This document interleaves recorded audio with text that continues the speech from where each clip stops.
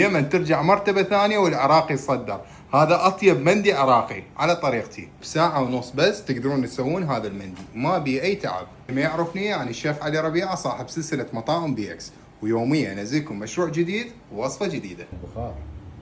يلا خلينا نسوي أطيب مندي عراقي على طريقتي. أول شيء نسوي التمن. جبت جدر وحطيت بيه زيت وبصلاية مقطعة ناعم وجزراية مبروشة، والبهارات هي كمون وبابريكا وماجي وبهارات برياني وكركم وعود دارسين وقرنفل وهيل وفلفل أسود حب ونم بصرة. كمية الماجي لكل قلاص تمن خاشوقة كوب ماجي. بعد ما حمست البهارات هي والجزر والبصل نحط المي على قد التمن. 4 قلاصات تمن حطيت 4 قلاصات مي، واسويه بهاي الطريقة. ويلا خلينا نحضر هسه الدجاجة. راح نتبل الدجاجة بتتبيلة زيتية، والبهارات هي هيل وكمون وبهارات برياني وماجي وكركم وبابريكا خشنة وبابريكا مطحون وثوم باودر، وياها بديل الزعفران اللي هو العصفر. حطيت وياها خاشوقتين معجون وزيت وملح وخبطتها. وهسه نبدي نمسد الدجاجة بهاي الطريقة بيها، ونخلي التتبيلة بكل جزء من الدجاجة من جوا ومن فوق. هاي أسهل طريقة مندي ممكن تسووها، والوقت مالتها مضبوط 100%. ساعة ونص بالفرن، تشغلون بس الجوا ما تشغلون الفوق،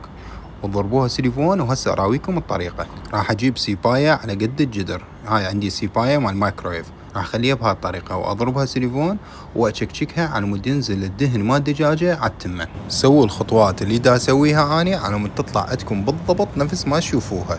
هسه راح اجيب الدجاجة وهمين اشكشكها كلها الدجاجة، واضيف باقي التتبيل اللي بقت احط عليها واشكشكها بهاي الطريقة على مود من تستوي تفوت التتبيلة بيها 100%. راح اغلف الدجاجة بالسيليفون هيجي، وبعدين افوتها بالفرن. وبعد ساعة ونص بالضبط استوت عندنا الدجاجة. وشوفوا لي هذا الشكل، التمن مستوي 100% والدجاجة مستوية 100%، وشكلها وريحتها يخبل.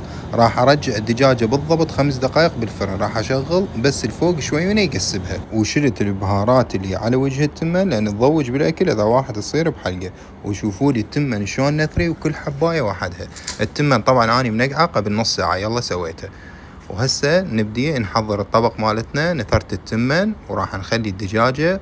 وهذا أطيب مندي أنا مسويه بحياتي، وممكن تجربوه انتو، وإذا تسووه صوروا لي ودزوا لي، راح أفرح كلش هواية. ولا تنسون الرزق لا علي ولا عليكم، الرزق يمركم. وأنا الشيف علي ربيعة وأحبكم كلش هواية.